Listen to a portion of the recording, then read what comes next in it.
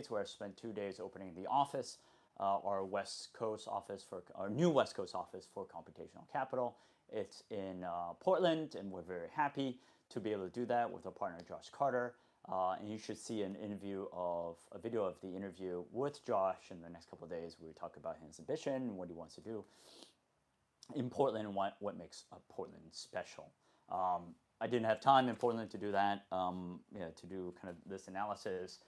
But also, if you hadn't noticed, what I like to do is with the Download Show, I don't really like to react to the news. I like to spend a couple days with the news, trying to piece together what's going on, so that I can actually tell you, the audience member of the Download Show, the analysis and what it really means and what does the news mean. I'm not a guy that reads the news or reacts to the news. It's about piecing together and analyzing the news to come up with something that's interesting and something that's fruitful and something that's, I believe, not so much a prediction, but something that I believe is a little bit more deeper than just reactions. So that's my MO, and you'll probably see that. If you haven't seen that before, just want to say that again.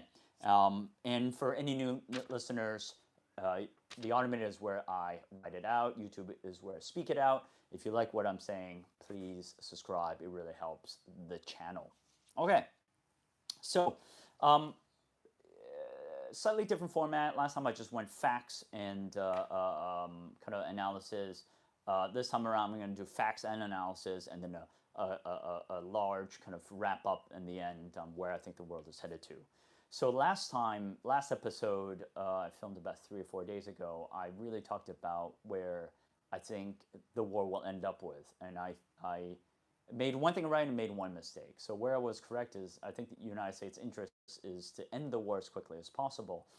But I do think what I got wrong was actually where Iran does not want to end the war as soon as possible. And I believe there's 3 factors. One is the fact that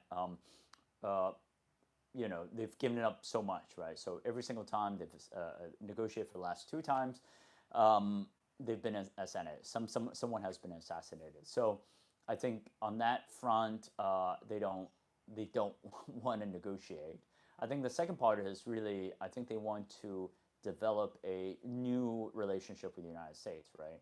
One where it's based off of more mutual respect rather than just kind of sanctions and kind of old rules. So I think this new war is really to reestablish a relationship in a different form and using might rather than just negotiation. So I don't think that anything's going to come until that is resolved, until might has shown its course. I think the third bit is really, and unfortunately this is actually a bad error on the part of the United States, is essentially killing the Ayatollah during Ramadan. And essentially, I think the United States is making him a martyr and killing him during the holiest kind of time of the Muslim calendar.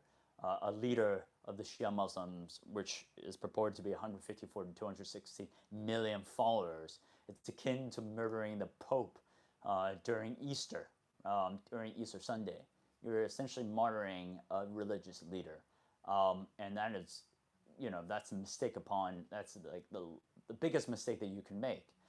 Not only are you then, I think, decreasing the opportunity for an off-ramp, but really you're creating generational enemies, right? If not millions, tens of millions of enemies for generations to come. So this is absolutely the worst mistake for a long time. And it shows really a lack of strategy. I think President Trump also said, right, he was trying to, there was a second or third in command as well, or candidate for leadership after Ayatollah, but they were killed as well. So, there's no real strategy on who actually is supposed to take over, and if they end up killing everybody, right? So really, strategically, it is vacuous. There really is no kind of concrete strategy of what's going on. I think something that's interesting as well is the ordnance issue. Both sides, right, obviously logistics is really kind of the determining factor of a war, right? So, and especially in ordnance. Who has ordnance left? How much ordnance do you have? If you've got 5 bombs and your enemy has 2 bombs, obviously you don't want him to know that you've got 2, and you've got 5 and he's at 2, and he doesn't want you to know that he's got, you've got 2 and he's got 5. So this is confidential. So both sides says they have plenty to go around. But what is not, based on my sources, Iran has plenty to go around. The United States might be running low, and there's conversations about getting ordnance from South Korea and shifting them to the Middle East. That aside, confidential. I think what's interesting is the asymmetry of the cost. So it costs between 1.5, let's say 1 to 2 million to develop Patriot missile for that budget versus the 20K US dollars for the drone. And so, and it takes about, 4 to 5, and again, this is kind of where in dispute, whether the hit rate is like high 90% or 50%. But what it seems is, in terms of scale, Iran is able to develop, let's say, send one drone over for 20K, and it takes about, let's say, $6 million to send something to defeat it. So that's a roughly factor of 30 times? 30 times? Yeah, 30 times, right? So the asymmetry of the math doesn't work out. And so even if there are enough arms, it's restocking. It's finding the budget to restock that the United States will be hitting. So that the numbers just don't lie there. Also, what's surprising is there's almost $2 billion US dollars in terms of damages to US bases right now in terms of the infrastructure and radar, which is really surprising. And from what I've seen and researched, it's the most that it's ever been in any campaign in US military history. The last fact that sticks out is really the Strait of Hormuz, whether it's closed, whether it's restricted, whether it's partially closed, whether it's escorted. Just less oil is going through. And this is evidenced by Qatar saying, look, if we don't open this soon, world economies will suffer. It's hit by the fact that there's panic buying of fuel already in Thailand. So this is ultimately not a good thing. Now, if we take a look at all these 4 or 5 factors and ripples, what's going to happen, right? And I'm just going to take a stab at basically looking at all these ripples and kind of seeing the commonality between all of them and what's going to go and what's going to happen. So I think what will essentially happen is fuel prices will go up, right? We've already started seeing that there's an increase in fuel prices already.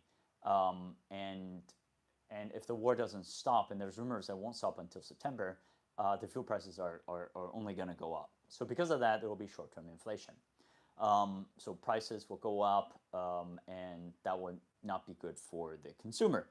There also might be rations, right? Both in terms of fuel, but also maybe in terms of transport, taking less transport, maybe to school, to work. So it might be more, the government may actually encourage more work from home, or work from home or go to school from home because of this, right?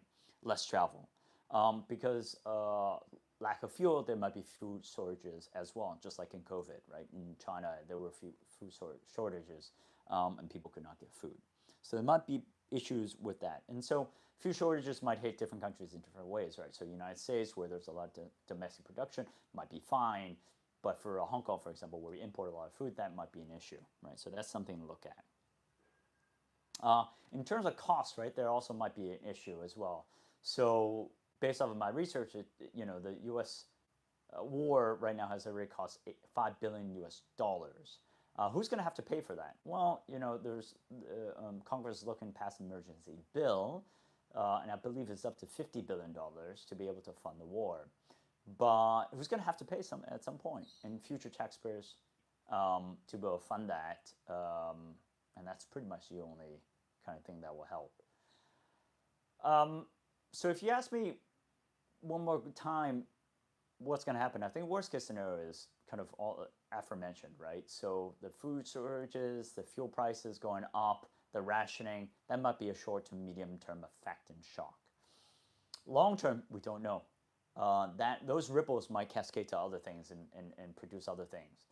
Maybe the war ends early and he goes to Cuba, right? And President Trump decides to go to Cuba and do the same thing. There could be other things, right? He could be much bolder. So the minimum is actually pretty shocking.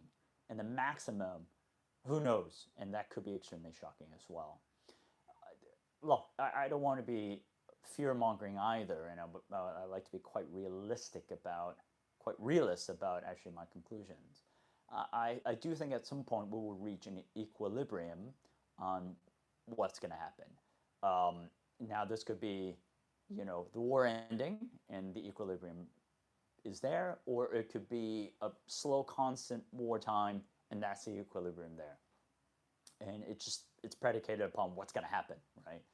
So we will achieve an equilibrium. It's just a matter and timing of when that will be. And I do think that the shocks will be at a minimal short-term inflation, fuel prices, but the unanticipated shocks might come out and might be quite shocking. So at the end of the day, I hope that the listeners of the Download Show understand that, prepare your family and yourselves for what's coming up, and hopefully this bit of analysis serves you well to help you think about what you need to do. You should see me in the next couple of days where I process some more news and analyze what I think. If you have any information that you think is interesting, please do forward it to me, and I'll include that in the analysis as well. And again, hopefully this piece serves you well.